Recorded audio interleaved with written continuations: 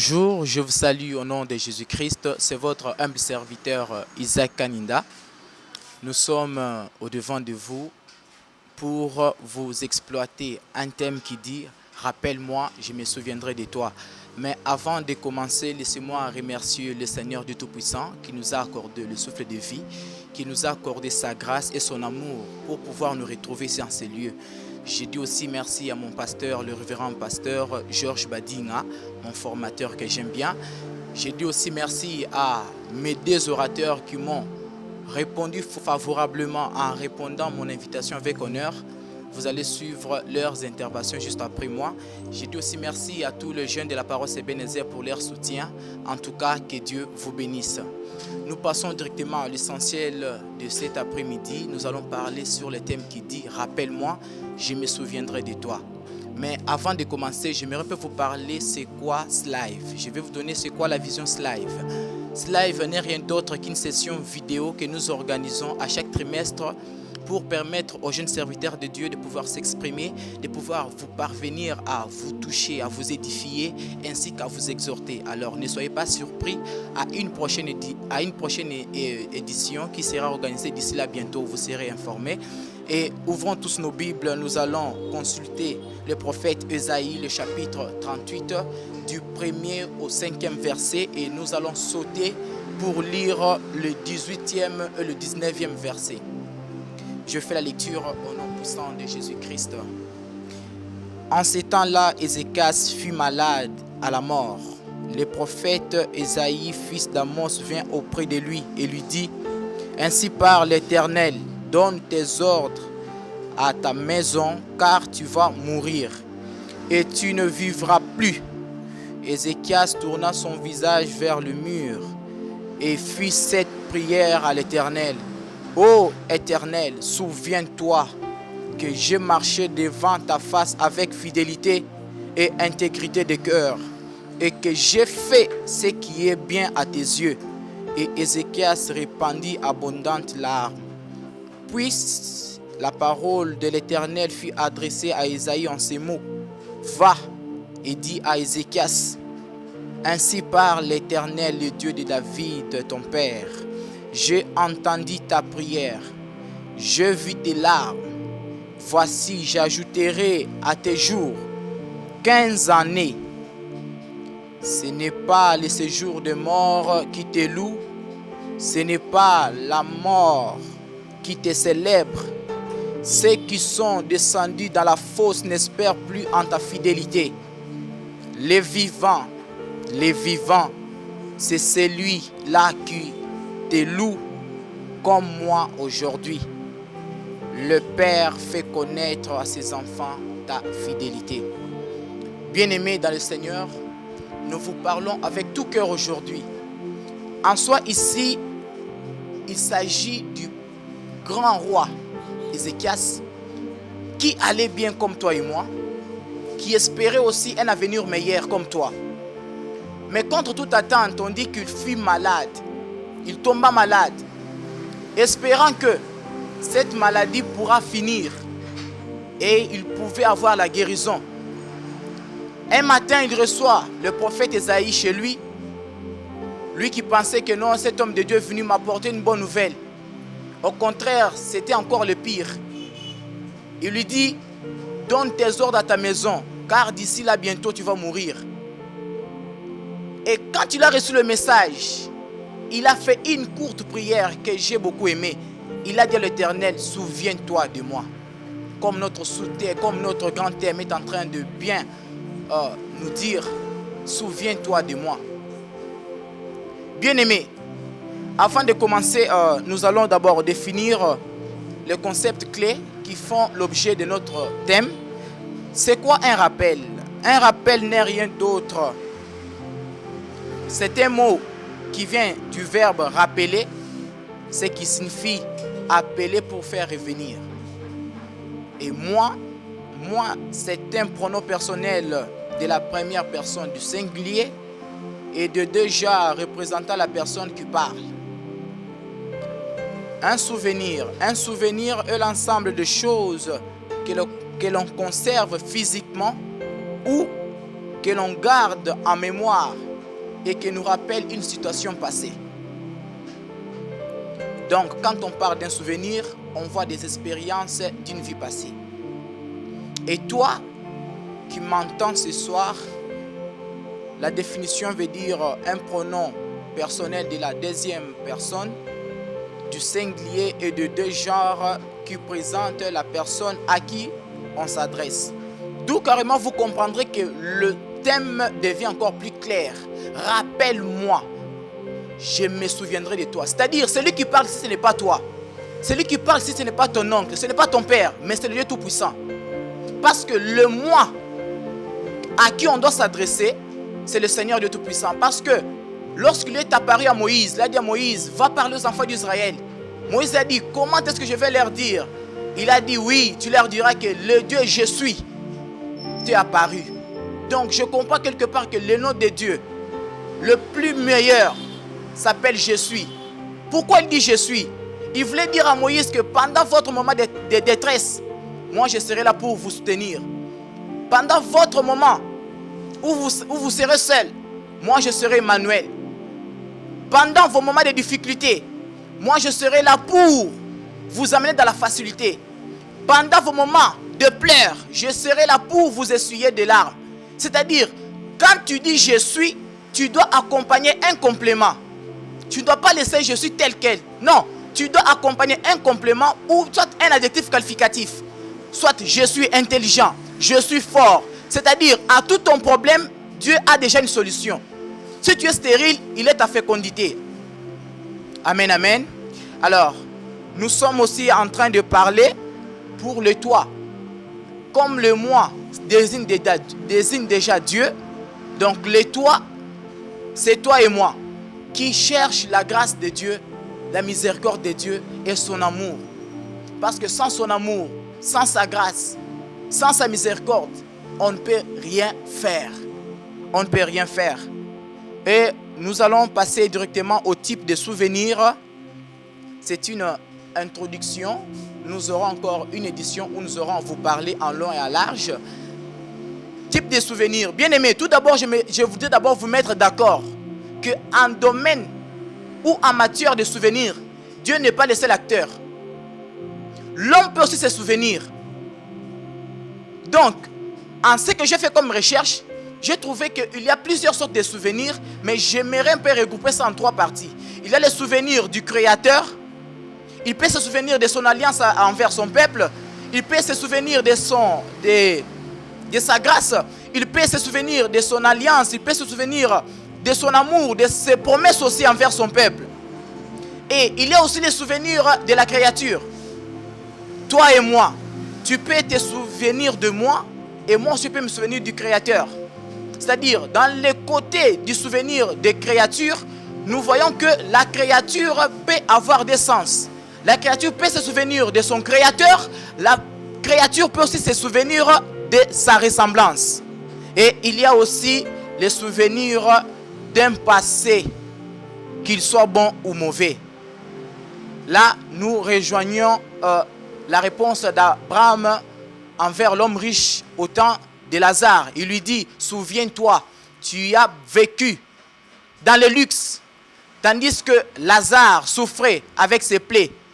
Donc nous voyons que le passé de Lazare et le passé de l'homme riche était en soi un souvenir qu'Abraham demandait à l'homme riche de pouvoir se souvenir. Qu'il soit bon ou mauvais, c'est un souvenir d'un passé. Amen, amen. Et j'aimerais vous parler des points d'appui qui accompagnent un bon souvenir. On ne peut pas faire un souvenir au hasard. Tu ne peux pas dire à Dieu de se souvenir de toi au hasard. Le premier point d'appui qui fait un sujet d'un bon souvenir, tout d'abord, c'est la foi. La foi. Parce que pendant nos moments difficiles, on ne voit rien, on ne ressent rien. Mais on accepte que si je fais l'appel à Dieu de se souvenir de moi, il va exaucer ma prière, il va changer ma vie. Je te pose la question. Quand Ézéchias a fait sa prière, quel est le sentiment? Quel est l'esprit qui l'animait que le fait qu'il disait à Dieu de se souvenir de lui, Dieu allait l'exaucer, si ce n'était pas la foi? Bien-aimé, si tu veux que Dieu se souvienne de toi, tout d'abord, aie d'abord la foi. Parce que sans la foi, il est impossible de l'être agréable. Sans la foi, il est inutile d'amener Dieu à se souvenir de toi.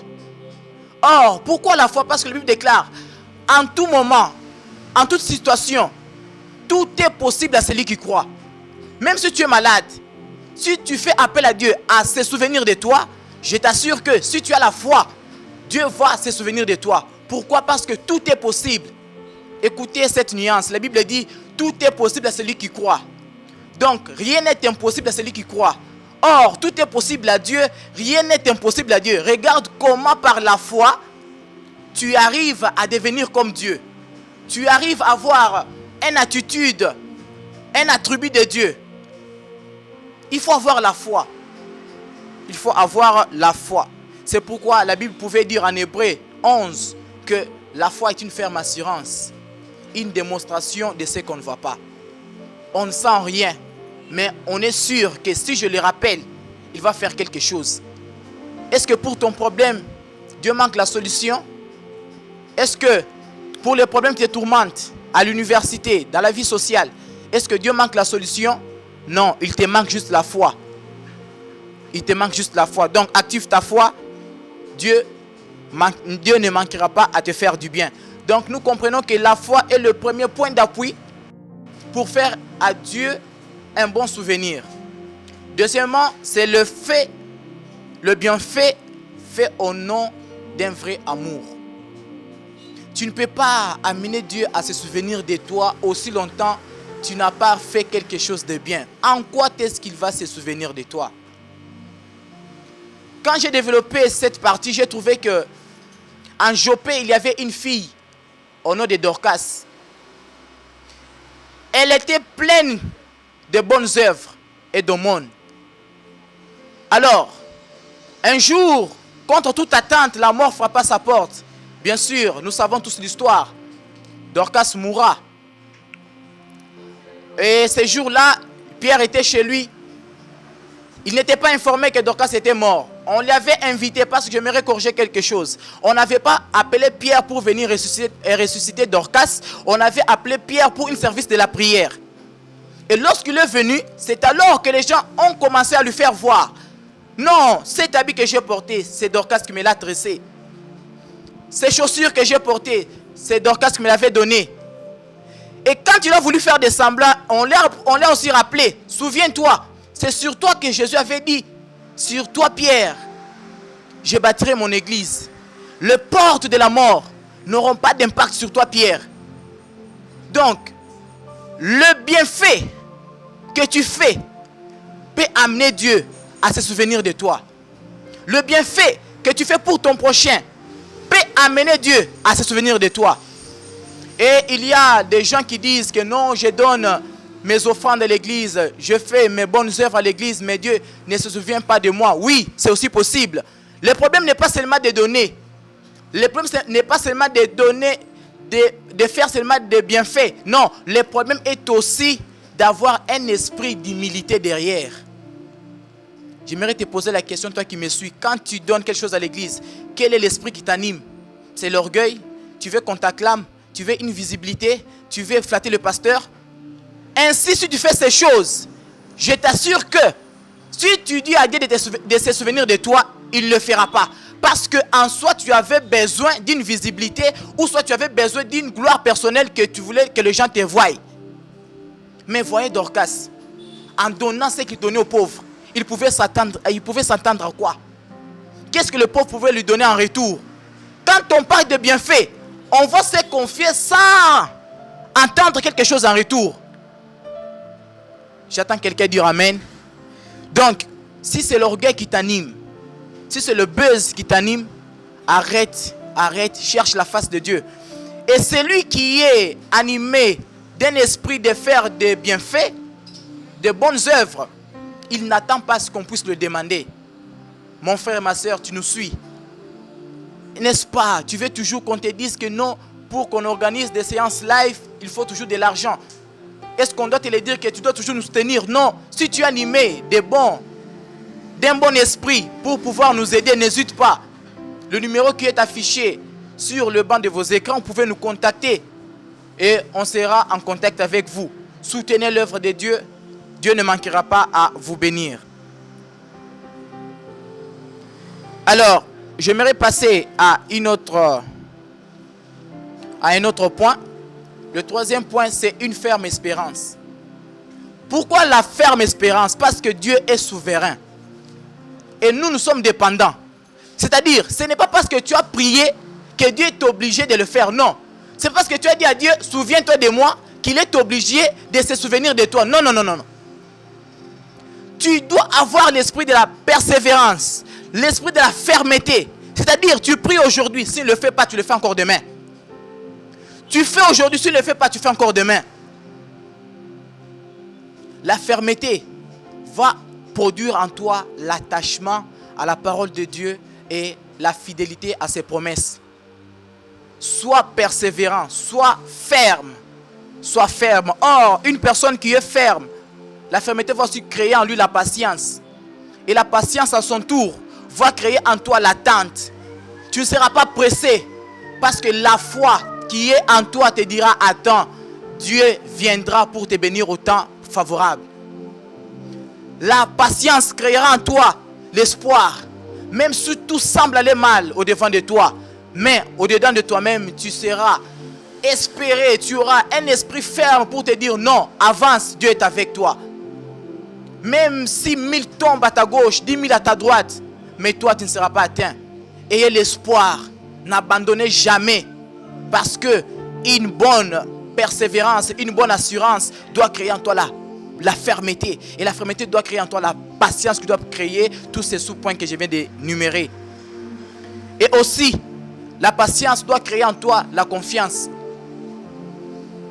Elle doit aussi créer en toi le courage. Et pour terminer, la patience doit aussi créer en toi la déconsidération de ce que les hommes disent et la considération de ce que Dieu dit. Là, nous voyons Abraham. Je te donnerai un fils, 80 ans. Je te donnerai un fils, 90 ans. Est-ce que vous vous imaginez pas que Abraham a été aussi insulté? Mais j'ai lu la Bible. Je n'ai pas trouvé quelque part où Abraham a répliqué les injures. Il avait fermé ses oreilles à ce que les hommes disaient. Mais il avait ouvert ses oreilles à ce que Dieu l'avait dit. Le quatrième point pour terminer. Un bon souvenir fonde sa base sur la prière. Comme Ézéchias. Après avoir eu la nouvelle, qu'est-ce qu'il a fait? Il a tourné son visage vers le mur. Pourquoi il avait tourné le visage vers le mur? Parce que le Dieu de ces temps-là était encore le Dieu de derrière le mur. C'est pourquoi lorsque Jésus-Christ était mort, le rideau du temple s'est déchiré en deux parties. Pour nous dire que maintenant tout le monde peut entrer dans le sacerdoce.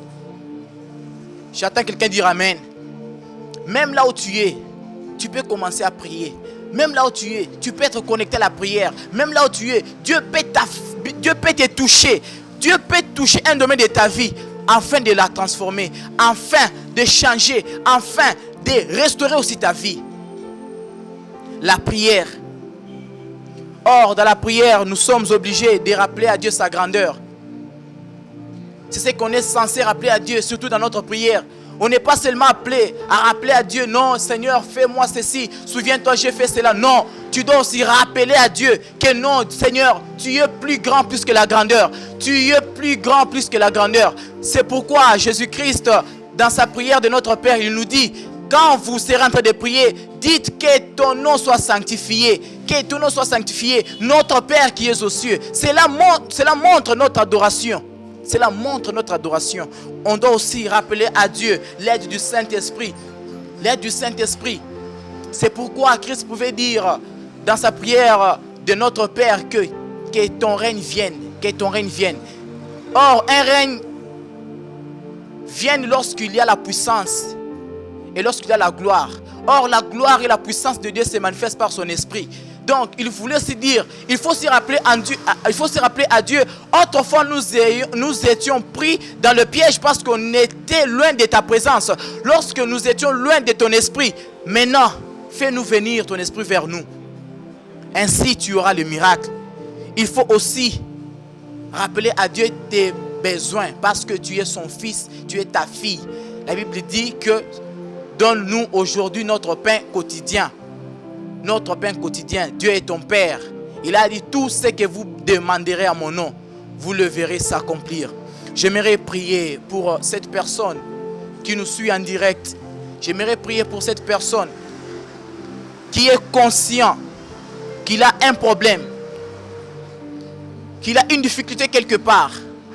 Au moyen de cette prière que je suis en train de faire, Dieu a la capacité de visiter ta vie, de restaurer ta vie. Ô Père éternel, Dieu Tout-Puissant, je bénis la vie de mon frère, de ma sœur qui est en train de nous suivre en direct pendant cet après-midi. Laisse que toi, le Jésus qui s'est souvenu de l'homme à la croix qui t'avait dit souviens-toi de moi lorsque tu entreras dans ta gloire.